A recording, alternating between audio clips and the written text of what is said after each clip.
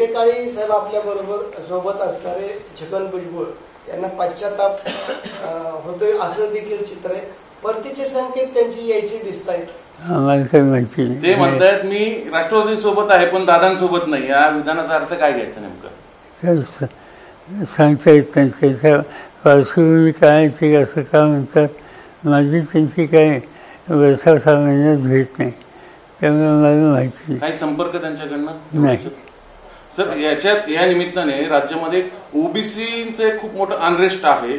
म्हणजे त्यांना असं वाटतं की कुठलाच पक्ष आमच्याकडे लक्ष देत नाही. लोकसभेत ठरवून जागा पाडल्या गेल्या ओबीसीचं. असं एक विशेष करून मराठवाड्यात ते चित्र दिसलं. म्हणजे जरांगेंच्या आंदोलनाचा इफेक्ट असेल किंवा आणखी. मी जे सांगितलं की या प्रश्नातून सामाजिक तणाव न वाढेल याची खबरदारी राज्य आणि केंद्र सरकारने घेतली पाहिजे.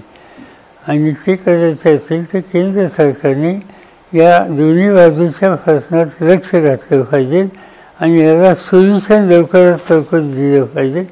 आम्हा लोकांचा हा आग्रह राहील.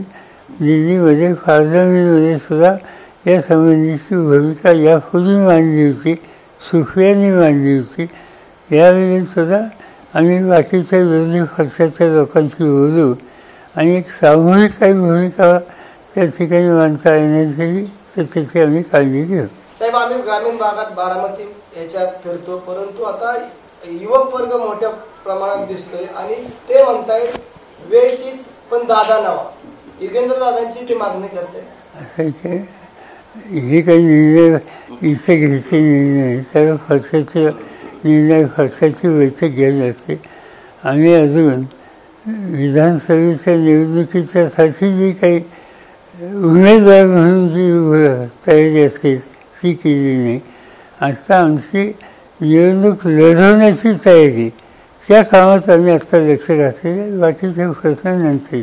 लोकसभेला तुम्ही चांगले जागा आल्या, महाविकास आघाडीला चांगल्या महाराष्ट्रात एक नवीन चित्र मिळालं. काय अशा गोष्टी होत्या की जेणेकरून या अचानक जागा वाढल्या? नाही, साधी गोष्ट मोदींच्यावर विश्वास राहिला नाही. मोदींची गॅरंटी खोटी निघाली.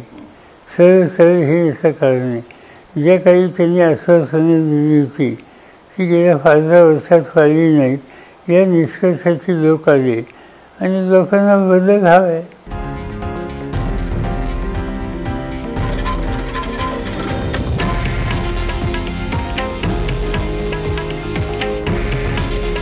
हे आहे देशातील नंबर 1 न्यूज नेटवर्क आणि आपण पाहत आहात TV9 मराठी. काळजी तुमची, हित महाराष्ट्राचं.